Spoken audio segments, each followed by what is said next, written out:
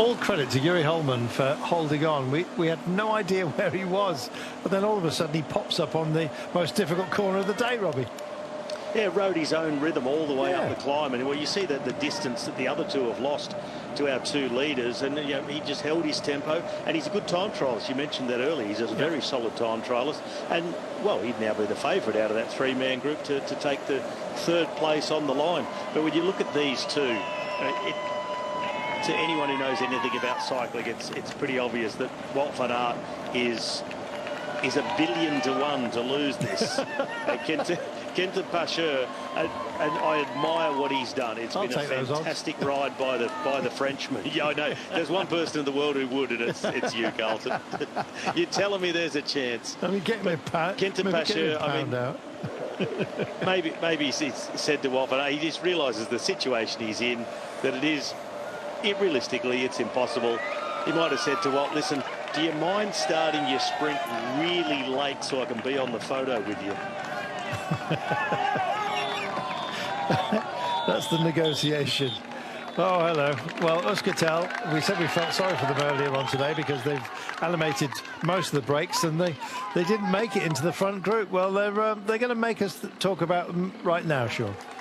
Yes, and you see, you know, again, you ask yourself, you know, attacking at this point with 5 riders up the road here, and you know, you're just burning energy for nothing at all here. Why not just you know, follow here in the peloton? And if you're feeling good, you know, think about tomorrow and wait and try and get into the breakaway. That was my tactic would be, and if I was directing the team, I'd say, okay guys, you're feeling good, just get over this stage, get through the final here, and think about tomorrow and see can we get into the break tomorrow, because it's a team that has been present in the breakaway on days where it looked like from the outset it was never going to be a day they could go all the way.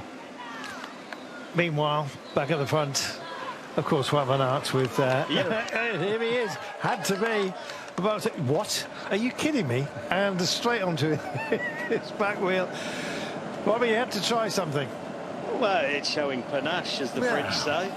You've got to show you're trying.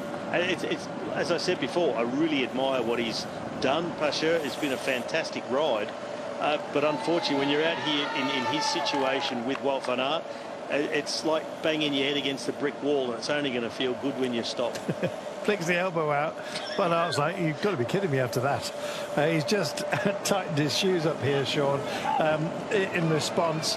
I think he wants to win this emphatically now. Yes, well, you know, we see now that he's just going to follow in the wheel of Quentin Pacheur. Yeah, the situation 155, you know, back to the chasers. If the chasers were at about 10 seconds, that would be a better situation for Pacheur, because he could just, you know, say, well, I'm not going to pull too much here, and Van Aert have to rise to hold off the other two coming up. But in the situation they've been in from the moment they got out of the breakaway, you know, this was always going to be an impossible one for Quentin Pacheur. Just going to have the first view of the finish line as they come around that gentle right-hander. We don't miss it because they're nearly there. Meanwhile, we're back here because Marc Soler, I imagine.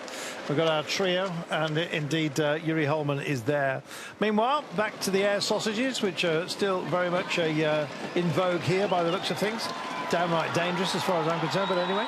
And it's our sprint finish, and Wout van Aert picks it up and does what he does best. Goodness me, there is no holding this man. Got himself into a breakaway. Wout van Aert, a work of art on days like this. Makes it his own. Super job by Quentin Pacheur.